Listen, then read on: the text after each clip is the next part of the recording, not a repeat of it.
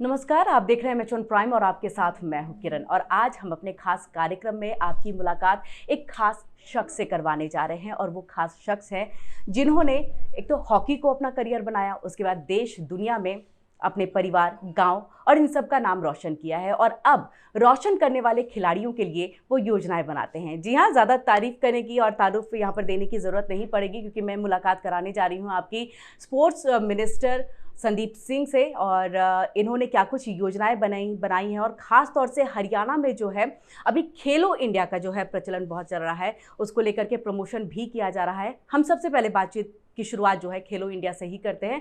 Sir, सबसे पहले आपका बहुत बहुत स्वागत है मिशन प्राइम पर। सर, खेलो इंडिया अगर हरियाणा में हम देखें तो एक स्पोर्ट्स इवेंट, बहुत बड़ा आयोजन है जिसके लिए प्रमोशन भी किया जा रहा है। तो इसके लिए हरियाणा कितना गौरवान्वित अपने आप को महसूस कर रहा है, और क्या खास तौर से एक तैयारी है, किस तरह की व्यवस्था जो है वो की जा रही है? खेलो इंडिया जो है वो 4 जून से पंचकुला से शुरुआत होगी। इसमें लगभग हम 20 गेमें जो हैं जो अंतर्राष्ट्रीय स्तर पर जो होती हैं, और 5 जो स्वदेशी गेमें हैं उसमें उसको आयोजन किया जा रहा है। तो इसमें काफ़ी भव्य रूप में इसका स्वागत होगा खिलाड़ियों का। 8500 8,500 के आसपास बच्चे जो हैं वो यहाँ पर भाग लेंगे, और देश भर से इसमें बच्चे आएंगे। और ये इसमें उनका ट्रैवलिंग का, उनका रहने का, उनका डाइट का, उनका खाने का, उनका कंपटीशन के लिए सारी व्यवस्था जो है वो तैयारियां हो चुकी हैं। और मैं पिछले कई दिनों से खुद जो स्टेडियम्स हैं जहाँ पर ऑर्गेनाइज होनी है उसको मैं देख रहा हूँ, क्योंकि कई ऐसी चीज़ें हैं जो खिलाड़ियों के लिए वहाँ पर सुविधाएं जो हैं वो सारी उसको देखते हुए तो मुझे लगता है कि ये हरियाणा का 1966 में हरियाणा बना है 1 नवंबर 1966 को। तो तब से लेके आज तक कभी भी ऐसी बड़ी गेम का आयोजन, डेफिनेटली नेशनल्स हुई हैं, एक किसी गेम की पूरे हिंदुस्तान के बच्चे आकर एक ही गेम को परफॉर्म करने के लिए उन्होंने ज़रूर हुआ है, लेकिन इतने बड़े स्तर पर गेम्स का आयोजन पहली बार हो रहा है। तो इसमें जब भी कोई गेम्स होती हैं तो उसमें सबसे बड़ा फ़ायदा जो है वो खिलाड़ियों का होता है, क्योंकि इंफ्रा जब रेडी हो जाता है तो इंफ्रा को फ्यूचर के लिए खिलाड़ियों का इस्तेमाल करना, जब गेम्स हो रही होती हैं तो यूथ को, यंगस्टर बच्चों को मोटिवेशन मिलती है कि हमें भी इस स्तर पर पहुंचना है। तो यहाँ से जो बच्चे मेडल जीतेंगे हरियाणा के, उनको आगे नेशनल टीम में जाने के लिए, तो ये एक स्टेप होता है, स्टेप बाय स्टेप चढ़ते आ खिलाड़ियों का। तो मोटिवेशनल भी मिलता है, उनको राह भी मिलती है, उनको आगे बढ़ने के कदम भी होते हैं। तो हमारे कोचिज़ को मिलेगा, हमारे डिपार्टमेंट को मिलेगा, हमें अच्छा इंफ्रा मिल गया। तो ये सारी चीज़ें कंबाइन होकर स्पोर्ट्स को आगे बढ़ाने का सबसे बड़ा ज़रिया भी है। और यहाँ पर खेलो इंडिया का होस्ट होना इतनी बड़े स्तर पर, ये खिलाड़ियों के लिए भी, यूथ के लिए भी और हरियाणा के लिए गर्व की बात है। सर, ऐसे हरियाणा स्पोर्ट्स नर्सरी कहा जाता है हरियाणा को, क्योंकि यहीं से जो खिलाड़ी हैं वो ओलंपिक में, एशियन गेम्स सब में जाते हैं। और कहे तो अगर टोटल ओलंपिक मेडल्स जो है उसमें 1/3 हरियाणा के ही जो बच्चे हैं वो लेकर के आते हैं। तो उनके लिए सर, आप खेल मंत्री हैं, ऐसा क्या करना चाहते हैं? क्योंकि अभी तो सर काफ़ी टाइम बीत चुका है, अब तक आपने क्या क्या क्या बचा है जो आप अभी 2 साल के और कार्यकाल में करना चाहेंगे? देखिए, 2.5 साल हो चुके हैं मुझे एज अ मिनिस्टर, और इसमें हमने, चाहे वो खेल पॉलिसी हो, चाहे कैश अवार्ड की पॉलिसी हो, चाहे वो नौकरियां देने की पॉलिसी हो, चाहे वो एससी कंपोनेंट को बदल कर जितने भी जो हमारे परिवार पहचान पत्र, हरियाणा का एक बहुत बड़ा एक फैमिली आईडी जिसको हम पायलट प्रोजेक्ट के ऊपर, पूरे हिंदुस्तान का पायलट प्रोजेक्ट जो हरियाणा में शुरू कर रखा है माननीय मुख्यमंत्री जी ने, उसके तहत जिनकी भी 1,80,000 से कम है, तो चाहे वो एससी हैं, चाहे वो बीसी हैं, ओबीसी हैं, किसी भी जर्नल हैं, किसी भी कास्ट से हैं, उन खिलाड़ियों को भी वो वजीफ़े के रूप में उनको दिया जाएगा। साथ ही में जितने भी कैश अवार्ड हैं, चाहे वो यूथ गेम्स के हैं, चाहे वो जूनियर्स हैं, चाहे वो सीनियर्स हैं, चाहे वो नेशनल के हैं, इंटरनेशनल के हैं, गेम्स के हैं, ओलंपिक गेम्स, हिंदुस्तान नहीं, मैं पूरी दुनिया का 6 करोड़ ओलंपिक गोल्ड मेडल का कोई नहीं देता है। हम लोगों ने पॉलिसी में डाला है। सीएम अनाउंसमेंट में बहुत सी स्टेट डाल देती है कि सीएम अनाउंसमेंट हुआ तो उसमें दे दिया, लेकिन उसमें क्या है कि वो इस बार है, अगली बार फिर दोबारा पॉलिसी में नहीं है। पॉलिसी में कई स्टेट्स में 1 करोड़ है, 1.5 करोड़ है, ज़्यादा 2 करोड़ है। हमारे यहाँ पॉलिसी में 6 करोड़ है, ये सबसे ज़्यादा है। नौकरियाँ देख लीजिए, डी ग्रुप की, सी ग्रुप की पहले क्या होती थी कि ABCD 3% कोटा होता था कि आपको जितनी भी जर्नल भर्तियां होंगी उसमें 3% कोटा देना पड़ेगा। हमने A, B और C के लिए आउटस्टैंडिंग स्पोर्ट्स पर्सन पॉलिसी लेकर आए, जो मेडल लेकर आएगा उनको जॉब मिलेगी। सी जो है वो जर्नल कैटेगरीज की जितनी भी भर्तियां होंगी उसका 3% कोटा वो भी अलग से कर दिया। डी जो 3% कोटा होता था उनको हटाकर हमने 10% कर दिया। सो बेसिकली चाहे वो जर्नल भर्तियों में होती हैं उसमें भी हमारा सी और डी का कोटा है, डी 10%, सी 3%।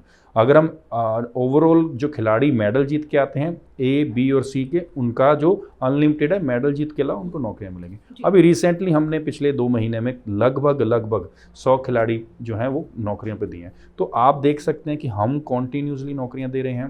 कैश अवार्ड हमारे सबसे ज़्यादा हैं यूथ के लिए, चाहे वो कैश अवार्ड हैं चाहे वो टूर्नामेंट्स हैं। डाइट की अगर बात करें, 125 रुपये डाइट होती थी जब मैंने एज ए मिनिस्टर ज्वाइन किया, आज 450 को टच कर रहे हैं हम।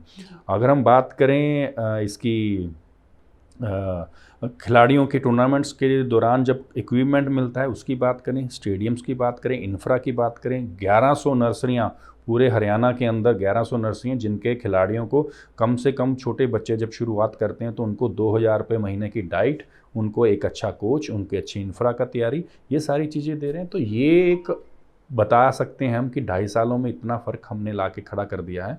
और पहली बार ऐसा हुआ है कि ओलंपिक्स जब खेलने गए हैं खिलाड़ी, उनको मिलना, और खेलने से पहले उनको खेलने के पैसे, तैयारी के पैसे 5 लाख रुपए देने, उसके बाद उनको यहाँ से मोटिवेट करके भेजना। जब खिलाड़ी चाहे वो जीत के आया है, अच्छी परफॉर्म करके आया, एयरपोर्ट पे उनको रिसीव करने मैं खुद गया हूँ। उसके बाद उनको आते ही उनको एक अच्छा प्रोग्राम में उनको बिना किसी उनके अकाउंट्स में सीधे पैसे डाले हैं। और साथ ही में पहले स्थान पर भी, दूसरे पे भी, तीसरे पे भी हर स्टेट देती है पैसा, चाहे वो कम देती है वो ज़्यादा देती है। हरियाणा बहुत ज़्यादा दे रहा है, लेकिन चौथे स्थान पर आने वाले खिलाड़ियों को भी हम 50-50 लाख देते हैं। तो ये ऐसी चीज़ें हम दे रहे हैं, खिलाड़ियों को आगे बढ़ा रहे हैं। अर्जुन अवार्ड हो, भीम अवार्ड हो, द्रोणाचार्य अवार्ड हो, खेल रत्न अवार्ड हो, चाहे वो ध्यानचंद अवार्ड हो, 20-20 हज़ार रुपये प्रति माह मान के रूप में देना ये पहला स्टेट कर रहा है। और बिल्कुल किसी भी चीज़ को हम छोड़ ही नहीं रहे हैं। जी बिल्कुल सर। इसी के साथ अगर देखिए, जिस तरह से आपने कहा, मैं एयरपोर्ट पर खुद गया था, और जिस तरह से आपने ये बताया कि हम इतने सारे अवार्ड दे रहे हैं और उनकी बेटर स्थिति, और ये पहली बार ऐसा हो रहा है, तो सर ये मान करके चले हम कि अगर कोई भी मिनिस्टर बनना है तो खिलाड़ियों की भावनाओं को, उनके दुख को, उनके दर्द को, उनकी समस्याओं को एक जो खिलाड़ी हो वही मिनिस्टर समझ सकता है। इसलिए अगर पंजाब की हम बात करें तो वहाँ पर कुछ वक्त के लिए प्रगट सिंह को बनाया गया था, जो वो भी हॉकी खिलाड़ी थे। यहाँ पर हरियाणा में आप बने, तो ऐसा नहीं है कि आप खिलाड़ी हो तो भावना समझोगे, अगर आप खिलाड़ी हो तो भावना नहीं समझोगे, ऐसा नहीं कह सकते। डेफिनेटली खिलाड़ी भावना खिलाड़ियों की समझता है, लेकिन कुछ ऐसे भी खिलाड़ी हैं जो, अब पंजाब की बात करें, प्रगट सिंह थे, उनको लगभग 6 महीने का समय उनको मिला, और 6 महीनों में उन्होंने कोई ऐसी अनाउंसमेंट भी नहीं की, कुछ ऐसा चेंजिंग भी नहीं की जिससे खिलाड़ियों को फ़ायदा है। क्योंकि क्या है, ओवरऑल 6 महीने बहुत होते हैं। अगर आप खुद खिलाड़ी रहे, आपको पता है जब आप खेलते थे उस समय क्या कमियाँ थी, बच्चों को किस प्रकार हम आगे लेके आना है, इंफ्रा को कैसे करना है। क्योंकि बहुत से राजनीतिक तौर पर कहेंगे हमें स्टेडियम्स दे दीजिए, लेकिन स्टेडियम जब पूछते हैं कौन सी गेम का चाहिए, वो नहीं पता होता उनको ये होता है हमें स्टेडियम चाहिए। स्टेडियम का करोगे क्या, वो नहीं जी, हमें तो स्टेडियम चाहिए। ना उनको गेम पता है, उनके एरिया में कौन सी गेम खेली जाती है, उनके वहाँ पर कोच कितने हैं, उसको कैसे प्रमोट करना है, कुछ नहीं पता, लेकिन उनको स्टेडियम चाहिए। हमने वो चीज़ भी चेंज की है। हम एरिया वाइज जहाँ कौन सी गेम खेली जाती है उस एक गेम को प्रमोट करने के लिए हमारी जियो मैपिंग हो रही है। मैपिंग के साथ वहाँ पर आसपास कौन से स्टेडियम हैं, क्योंकि आप अगर मान लो कोई ऐसे एरिया में स्टेडियम दे दोगे, बच्चा रहता है किसी गांव में, गांव से आपको 10 किलोमीटर दूरी पे उसका स्टेडियम है, जाएगा कैसे? अगर शहर के अंदर बच्चे वो किसी क्रिकेट के, फुटबॉल के, हॉकी के, बैडमिंटन के, रेसलिंग के, किसी भी गेम के खिलाड़ी हैं, लेकिन उनको स्टेडियम हम आप आउटर सर्कल पे दे देते हो। फॉर एग्जांपल ये जो आपका पेरीफेरी हो या कोई आउटर सर्कल हो, वहाँ पे आपको वो स्टेडियम दे देते हो, तो बच्चे जाएंगे कैसे वहाँ खेलने के लिए? तो बेकार है स्टेडियम। तो वो चीज़ें हम दे रहे हैं जिससे बच्चों का इस्तेमाल हो। अभी हमने हरियाणा का में जब प्रधानमंत्री जी आए थे, उन्होंने बेटी बचाओ बेटी पढ़ाओ के पिछले प्लान में अनाउंसमेंट की थी कि बेटी को बचाओ बेटी को पढ़ाओ, जिससे कि जो लिंग अनुपात है उसको कम हुआ और रेशो भी बढ़ा है। अब उसी को आगे बढ़ाने के लिए हमने बेटी बचाओ बेटी पढ़ाओ और बेटी को खिलाओ के लिए हमने उसको नारा दिया। उसमें जो बच्चियाँ खेलने जाती हैं उनके साथ एज ए कोच महिला कोच जाएगी। अगर हमें वहाँ पर पुरुष कोच चाहिए उस टीम को बढ़ाने के लिए तो एज ए मैनेजर महिला होगी, तो महिला जरूर जाएगी, क्योंकि वो गांव के बच्चियों को एक अपनी फैमिलियर माहौल के लिए उनको आगे बढ़ाने के लिए इस चीज़ को किया, जिससे कि हमारी जो बच्चियां हैं और ज़्यादा स्पोर्ट्स में आए। और इसका नतीजा आपके सामने है कि इस बार ओलंपिक्स में 9 खिलाड़ी जो हैं, 18 में से 9 खिलाड़ी हरियाणा की लड़कियां। बिल्कुल, हॉकी की टीम, ऐसी बहुत सी चीजें हमने की हैं। इसीलिए सर कहा जाता है यहाँ पर हरियाणा में कहावत है कि छोरियां क्या छोरों से कम है। और इसी को लेकर के खेलो इंडिया में जो थीम सॉन्ग्स बना है उसमें इसी को प्रमोट करने की कोशिश भी की गई है। सर आपसे एक चीज़ अगर हम देखें तो तकरीबन मुख्यमंत्री मनोहर लाल हैं, उन्होंने कहा है कि हम हरियाणा जो है नंबर 1 पर रहेगा इस खेलो इंडिया में। तकरीबन उन्होंने अंदाज़ा लगाया तो 8,000 से ज़्यादा खिलाड़ी जो हैं वो शामिल होंगे।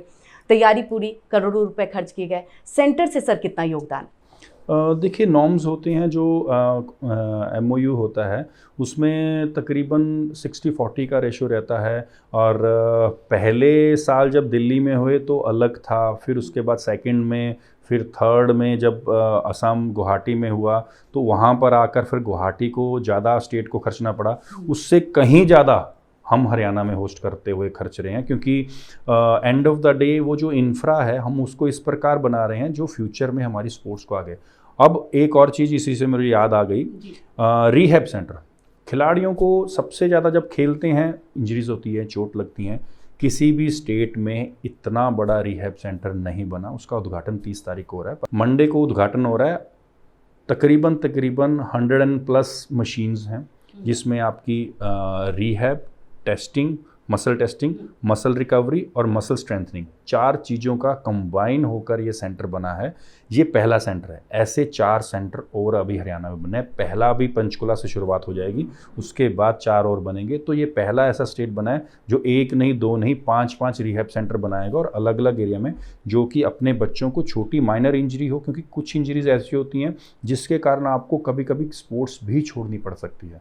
मैंने अपने खुद के करियर में देखा है कई ऐसे खिलाड़ी जो बहुत अच्छा खेलते थे, लेकिन माइनर से इंजरी कारण उसको उन्होंने लुक आफ्टर नहीं की, उसका इलाज कहीं बाहर करवाना पड़ता, बाहर वो जा नहीं सकते, इसकी वजह से उनको गेम छोड़नी पड़ती है। ऐसे बहुत से खिलाड़ी हैं, आप अगर पूरे हिंदुस्तान में घूमोगे तो बहुत से ऐसे खिलाड़ी मिलेंगे।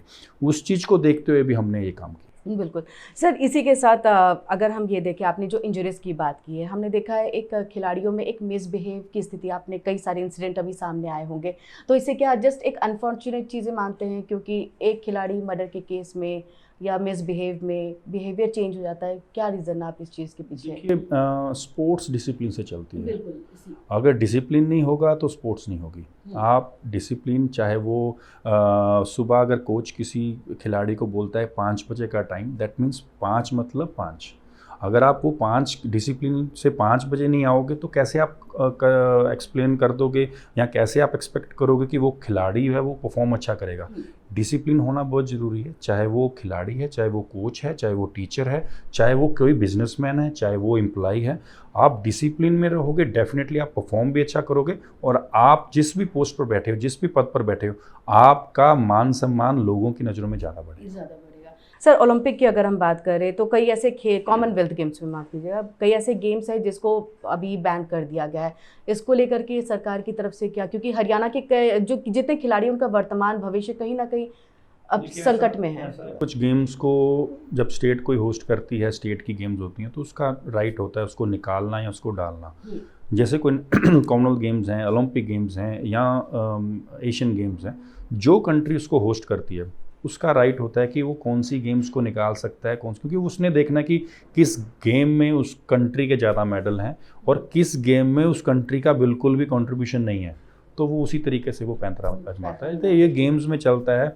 आप देखो कि शूटिंग, रेसलिंग, ऐसे कई गेम्स हैं जो कंट्री कभी जिसमें पार्टिसिपेट करने पे मेडल ही नहीं आता है, तो वो कंट्री डेफिनेटली उस चीज़ को कहेगा कि मैं वो गेम डालूं जिसमें मुझे मेडल मिले, इसलिए उसको बैन कर देते हैं। सर, अब हम नहीं करते हैं, कुछ वक्त के लिए उस गेम्स को में उसका पार्टिसिपेशन बंद कर देते हैं। सर, अब मैं थोड़ा राजनीति पे आ जाती हूँ। हिसार में कार्यकारिणी की बैठक होने वाली है, निकाय चुनाव, राज्यसभा चुनाव, 2024 विधानसभा, लोकसभा चुनाव हो रहे हैं। किस तरह की बीजेपी की तैयारी है? अच्छी तैयारियां हैं। बैठक हो रही है, हमारे दो दिन की हमारी कॉन्टीन्यूसली बैठक होगी और उसमें हमारे सारे पदाधिकारी होंगे, चाहे वो राष्ट्रीय कार्यकारिणी के मेंबर हैं, चाहे वो राज्य कार्यकारिणी के मेंबर हैं, पदाधिकारी हैं, हमारे विधायक हैं, हमारे मंत्री हैं, हमारे एमपीज़ हैं, वो सब उसमें आएंगे। और काफ़ी जो हमारी स्ट्रेटजी है काफ़ी समय से हमारी चल रही है, चाहे वो शहरी निकाय के चुनाव हों, चाहे वो अभी राज्यसभा के हैं उसके लिए मेंबरशिप के लिए हो, चाहे वो आने वाले समय में लोकसभा हो, चाहे वो हमारी जो ये विधानसभा के इलेक्शन हो। तो इसके लिए तैयारियां चलती रहती हैं। हम कॉन्टीन्यूसली हमारी मीटिंगें भी होती रहती हैं। कुछ समय पहले एक अच्छी चीज़ हमें एक सीखने को मिली जब कोरोना आया कि हम वर्चुअल भी बैठक हैं, तो हम वर्चुअल भी काफ़ी बैठकें करते रहे। यानी बीजेपी हमेशा चुनावी मोड में होती है। सर, इसी के साथ इस बार की अगर हम हरियाणा की तस्वीर देखें, बदली हुई है, कांग्रेस का कुनबा बढ़ा है, यहाँ पर 8 पूर्व विधायक जो हैं उनको ज्वाइन कर चुके हैं, संगठन मजबूत करने की कोशिश। कुछ जाते रहते हैं, कुछ किसी और पार्टी से आते रहते हैं, तो हमारे यहाँ भी बढ़ रहे हैं, हमारे यहाँ भी हो रहा है। तो सब चीज़ें ये ना आना जाना लगा रहता है। बात यह है कि आप प्रेजेंट में और आपका फ्यूचर क्या है, बात उसके ऊपर होती है। और सर, जो आम आदमी पार्टी अभी हरियाणा में अपनी जगह बनाने की कोशिश में है, सर 29 तारीख को कुरुक्षेत्र में रैली है। पंजाब संभालें, पंजाब में उन लोगों का क्या कर रहे हैं, उनके खुद के मंत्री जो हैं वो भ्रष्टाचार में फंसे हुए हैं, भ्रष्टाचार से निकाले हैं, किसान जो हैं वो उनसे दुखी हैं, स्पोर्ट्समैन उनसे दुखी हैं, युवा उनसे दुखी हैं, महिलाओं को जो वादे किए हैं वो उन्होंने पूरे नहीं किए। तो ये सारी चीज़ें हैं। अभी तो उनके 3 महीने भी नहीं पूरे हुए हैं, तो लोग उनसे इतने दुखी हैं कि इससे अच्छा तो पुरानी सरकारें थी। तो आज अगर वो ऐसे हैं तो 5 साल बहुत लंबी दूरी है। वो हरियाणा दूसरी स्टेट या इधर स्टेट से अच्छा तो पहले अपना घर तो बचा लें, दिल्ली को तो बचा लें। दिल्ली का मॉडल कहते हैं, दिल्ली का मॉडल लाएंगे। दिल्ली में इनके पास है क्या? ना तो इनका अच्छे से हॉस्पिटल्स हैं, ना इनके पास स्टडी है। बच्चों के स्कूल में जाके देखो, टीन के शेड के नीचे बिठा रखे हैं, गर्मी के अंदर बच्चे मर रहे हैं। लेकिन वो तो कह रहे हैं अब बदलेगा हरियाणा और एक सशक्त विपक्ष, पहले अपना दिल्ली विरोधी पार्टी, फिर हमारे जी ठीक है सर। इसी के साथ अगर हम वही पंजाब की ही बात कर ले, वहाँ पर 1 पेंशन 1 विधायक लागू होने वाला है, इसके पक्ष में है सर आप? देखिए, कई चीज़ें होती हैं जो अच्छी होती हैं, कई चीज़ें बुरी होती हैं। हमारा हरियाणा अच्छा चल रहा है, हम हरियाणा की बात करेंगे। पंजाब वाले तो सिर्फ मुद्दा चेंज करने की बात कर रहे हैं। असली बात तो पहले किसानों के लिए पानी की और SYL का मुद्दा सॉल्व करें, बाकी चीज़ें हम बात नहीं सर, लेकिन ये जो 1 विधायक 1 पेंशन है अच्छी बात है ना सर, क्योंकि जितने विधायक अगर कई बार बनते हैं तो वो कई बार का टेन्यूर उठा करके चल जाते हैं। सब NGOs के लिए काम करते हैं। आप देख लीजिए, बड़े बादल साहब ने ये कहा कि मैं जितने भी मेरी आएगी मैं सब के सब बच्चियों के लिए, स्टडी के लिए, NGO के लिए काम करूँगा। आप देख लीजिए वो कहे मैं तो ऐसी चीज़ें जो हैं, ऐसे विधायक। तो बादल साहब की हो गई, हरियाणा में सर बताइए। नहीं, हरियाणा में हमारे तो मोस्टली सारे अच्छा काम कर रहे हैं। हमारे ये देखो, आते ही जब 2014 में माननीय मुख्यमंत्री जी आए, उन्होंने कहा था भी एक्स चीफ मिनिस्टर को कुछ भी नहीं रहेगा, जो प्रेजेंट में हुआ है। आप देख लीजिए, अब हमारे एक नंबर जो गाड़ियों पे जो नंबर हैं वो भी हम उतार रहे हैं। आप देख लीजिए, कई चीज़ें हमारे यहाँ हरियाणा में बदलाव हुई हैं। बत्तियाँ जब थी, जो VVIP कल्चर था वो ख़त्म हुआ है कि गाड़ियों के ऊपर बत्तियाँ नहीं होंगी, कुछ नहीं होगा। ये चीज़ें हैं जो अच्छी चीज़ें हैं। Thank you so much sir, हमसे जुड़ने के लिए और MH1 प्राइम से ये खास बातचीत करने के लिए। तो हमने राजनीति से लेकर के खेलो इंडिया तक की बातचीत की है और हर मुद्दे पर संदीप जी ने अपनी बात को बेबाकी से रखा है। इसी के साथ MH1 प्राइम में इतना ही। देश दुनिया की बाकी खबरों के लिए आप जुड़े रहिए MH1 प्राइम के साथ।